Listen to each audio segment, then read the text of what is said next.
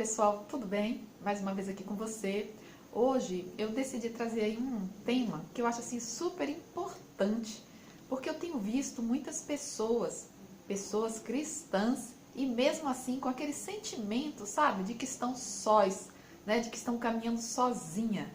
Mas hoje eu quero falar para você, se anima, porque você não está só.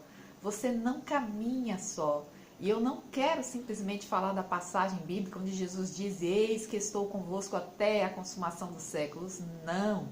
Eu quero falar para você a respeito do nosso amigo, o Espírito Santo. Exatamente. Jesus falou que ele iria mandar o ajudador, o consolador. Você sabe muita coisa ou você não sabe quase nada a respeito do Espírito Santo? Pois é justamente a respeito dele que eu quero falar com você hoje. Então não vai embora não, fica aí, tá? Antes, eu quero pedir a você que deixe aí, olha, a sua curtida, comenta, compartilha, tá bom? E me segue lá no Telegram. Vou deixar o endereço aí pra você, tá bom? Então, pessoal, como eu já falei no início, né? Muitas vezes a gente sente aí, ou percebe aí, muitas pessoas que são cristãs, mas se sentem sozinhas, abandonadas. E hoje eu quero meditar com você lá em 2 Coríntios 4,18, que diz assim: não atentando nós nas coisas que se veem, mas nas que não se veem, porque as que se veem são temporais e as que não se veem são eternas. O que isso quer dizer? Se você caminha com o Senhor, se você é uma pessoa cristã, uma pessoa que já entregou a sua vida a Jesus, foque nas coisas espirituais, porque Deus, ele é sobrenatural e ele trabalha justamente no invisível. Muitas vezes nós ficamos mirando o chão, mas precisamos mirar para o alto, para o Senhor. Precisamos ir além da nossa visão, daquilo que os nossos olhos veem. Pode ser que você esteja vivendo um momento que não seja muito feliz, que não esteja muito bom aí para você. Eu quero te dizer, foque no invisível do Senhor. Você não vai ver, você vai pela fé confirmar que o Espírito Santo de Deus habita em você, está com você, ensina você todas as coisas, e é isso que a gente vai ver aqui. Então, nada de ficar olhando para o chão, mas você já viu aquela história que fala da águia e da galinha? Então, você não nasceu para ser como uma galinha. Você nasceu para ser como águia, para sobrevoar nas alturas, sabe? Acima de todos os problemas, de todas as situações difíceis, de todas as dificuldades que se colocam nos nossos caminhos. Você não tem que ficar ciscando a terra, até porque a palavra do Senhor diz, né? Para buscar a sua presença, a sua face. Então isso exige fé. Essa é a primeira coisa que você tem que fazer. Focar nas coisas que são invisíveis, no sobrenatural de Deus. Nada de ficar pensando que você está só, que você está abandonado, que ninguém te ama, que ninguém te quer, porque tem alguém que te ama muito e que habita em você. Amém? A segunda coisa que eu quero dizer para você é: busque companhia de pessoas que amam a Jesus. Pessoas que são apaixonadas pelo Senhor.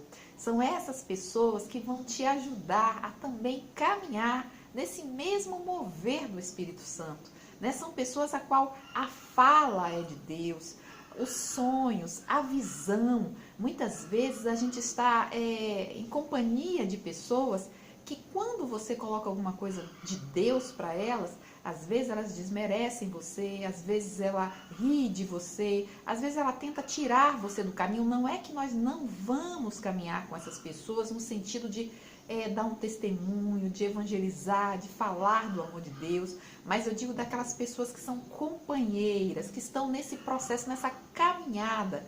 Então é muito importante, porque as amizades, elas não são neutras. As amizades, elas têm influência sobre a nossa vida. Então foque naquelas pessoas que realmente amam ao Senhor e que vai te levar para perto de Deus, que vai te levar para perto do Senhor. São essas pessoas que vão orar por você, que vão saber das suas dificuldades, das suas necessidades com o amor do Espírito Santo, com o amor, com o coração de Deus. Lembrando que, é claro, veja, o mais importante é você ter a consciência de que o Senhor habita em você e que te ajuda nas suas fraquezas. Lá em Romanos 8, 26 e 27, a gente diz assim, a gente lê assim: também o Espírito Santo, semelhantemente, nos assiste em nossa fraqueza, porque não sabemos orar como convém, mas o mesmo Espírito intercede por nós sobremaneira com gemidos inexprimíveis. E aquele que sonda os corações sabe qual é a mente do Espírito, porque segundo a vontade de Deus é que ele intercede pelos santos. O Espírito Santo de Deus, ele intercede por você. Ele conhece as suas dificuldades, ele conhece as suas fraquezas, os seus sofrimentos, ele conhece onde dói no seu coração. E conforme nós lemos aqui na palavra, está dizendo justamente que ele faz isso porque Deus te conhece. Porque Deus assim se colocou, né? Colocou o Espírito Santo para nos ajudar, para nos fortalecer, encorajar, ensinar. Então, você não está só. E justamente como eu falei, como você não está só, você tem que lembrar disso sempre, é buscar nessas amizades que eu te falei, que tem esse mesmo espírito, esse mesmo coração sensível para saber o que Deus quer para você, para os seus filhos. Amém? A terceira coisa e última se encontra lá em 2 Coríntios 13, que diz assim: a graça do Senhor Jesus Cristo e o amor de Deus e a comunhão do Espírito Santo sejam com todos vós. Veja, o que eu quero chamar a atenção aqui é a comunhão do Espírito Santo. Por quê? Porque eu estou focando justamente em que você não está só. O Senhor mandou o nosso ajudador, esse Espírito Santo que habita em você, que está em você. E aqui a palavra do Senhor está dizendo que a comunhão do Espírito Santo seja com você. A comunhão do Senhor. E o que é a comunhão? A comunhão é ter algo em comum. E como que a gente tem algo em comum? É quando a gente conhece, quando a gente se aproxima, quando a gente está com o coração aberto para conhecer. Porque o Espírito Santo, ele é uma pessoa. Ele tem características de uma pessoa. E eu vou citar rapidamente para você algumas características que talvez você esteja esquecido, mas você sabe que é assim. Tá certo? Então me acompanha. Romanos 8, 27 diz: e aquele que sonda os corações sabe qual é a mente do Espírito, porque segundo a vontade de Deus é que ele intercede pelos santos. Aqui ele está dizendo que o Espírito Santo, ele pensa. Então, não é simplesmente como algumas pessoas dizem, uma energia. Não, ele pensa. Foi isso que nós lemos aqui no versículo 27, que diz a mente do Espírito. Então, aqui nós confirmamos que realmente o Espírito tem uma mente. Uma outra coisa que a gente vê também é o desejo. Ele tem desejo.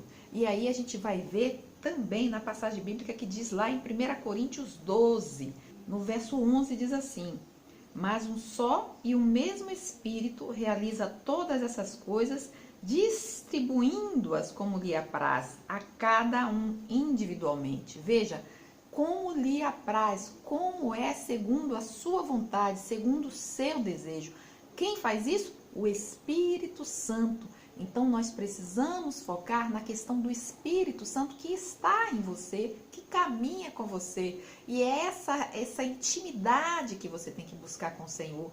Por que eu digo intimidade? Porque da mesma forma que o Espírito Santo, ele habita em nós, e nós temos esse conhecimento, mas muitas vezes desprezamos tudo o que nós podemos fazer como pessoas a qual somos templos do Espírito Santo de Deus.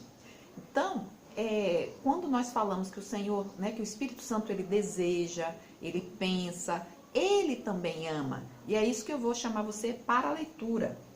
Em Romanos 15, 30, que diz: Rogo-vos, pois, irmãos, por nosso Senhor Jesus Cristo e também pelo amor do Espírito, que luteis juntamente comigo nas orações a Deus a meu favor. Pelo amor, então ele ama o Espírito Santo.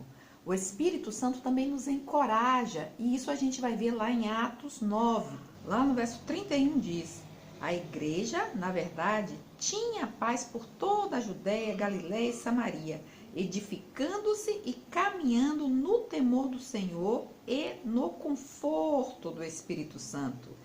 E nesse conforto crescia em número. Como o Espírito Santo ele é atuante em nossas vidas e muitas vezes nós não enxergamos.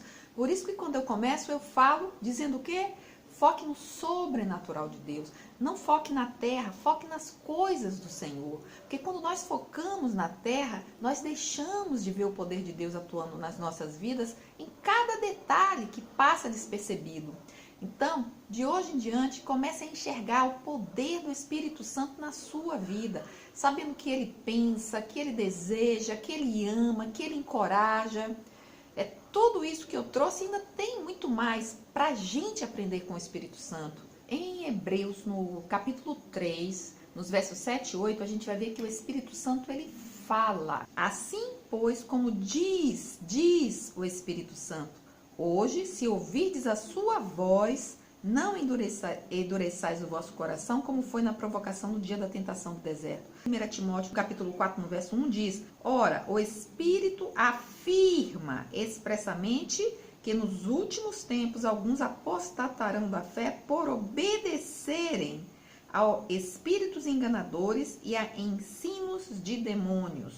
Ele expressamente diz, ele fala, o Espírito Santo, ele não é uma força, uma energia, ele é uma pessoa que habita conosco. Então, é impossível você andar só, é impossível você se sentir só. Quer dizer, você pode até se sentir só, mas vai depender do tipo e do nível de intimidade que você está desenvolvendo com o Senhor. E como que a gente desenvolve essa intimidade? Conhecendo mais o Senhor. Nós conhecemos através da sua palavra, porque quando você busca o conhecimento através da palavra, é isso que eu estou falando para você aqui, todos esses ensinamentos. O que é que acontece? Você começa a crer, você começa a pensar, poxa, eu não posso me sentir triste, eu não posso me sentir abandonado, eu não posso sentir que o Senhor não está fazendo nada, porque Ele tem desejos para a minha vida, Ele tem pensamentos para mim, Ele fala, a palavra fala. Quando uma pessoa está pregando e ela está movida pelo Espírito, é Deus falando. Então a gente precisa viver no sobrenatural de Deus. Além que o mesmo Espírito, ele também se entristece. Então, a depender de como nós agimos, o Espírito Santo de Deus se entristece. Em Atos, o Espírito Santo, quando Ananias e Safira ele mentiu para o Espírito Santo, ali foi algo realmente que não deveria ter acontecido. E o Espírito Santo sabia. Né? Aqui, esse tipo de coisa, de falar mentira, de agir mal, de agir totalmente contrário àquilo que é a vontade do Senhor, é algo que entristece o Espírito Santo. Em 1 Tessalonicenses, no capítulo 5, a gente lê justamente falando a respeito do Espírito Santo. Nós podemos apagar, nós podemos extinguir a ação do Espírito Santo. Então é algo que cabe a mim, que cabe a você, né? Tentar estimular isso. E como que a gente estimula? Buscando ao Senhor, na palavra, com aqueles amigos que amam, que são apaixonados, buscando em oração, com intimidade, com os pensamentos de saber, de convicção de que o Senhor está aí com você, de que o Espírito Santo habita em você, de que Ele é uma pessoa que você não está só, você caminha. E além de tudo, o Espírito Santo ensina a você. Então o Espírito Santo nos ensina. 1 Coríntios, no capítulo 2, lá no verso 13, disto também falamos, não em palavras ensinadas pela sabedoria humana, mas ensinadas por quem? Pelo Espírito, conferindo coisas espirituais com espirituais, que é justamente o que eu estou falando aqui. O Espírito Santo, ele ensina. Então, a gente consegue discernir as coisas que são do Espírito de Deus quando nós temos essa comunhão com o Espírito Santo de Deus. Então, Era essa mensagem que eu queria trazer para você. Ponha no seu coração que você não está só. Deus, Ele está trabalhando nos propósitos que Ele tem para a sua vida, amém? Então, busca o Senhor, saiba que Ele fala com você, que Ele ensina você, que Ele ama você, que Ele ora por você com gemidos inexprimíveis, que Ele está aí para te ajudar, para te encorajar, para te fortalecer. Você não está só, meu irmão, você não está só, minha irmã. Então, olha, levanta a cabeça, não fica focando como uma galinha, olha para o alto como uma águia, que é uma águia que você é. Amém? Era essa palavra. Se você gostou, não esquece, deixa aí a sua curtida, comenta, compartilha. Amém? Um grande abraço, fica com Deus e até a próxima.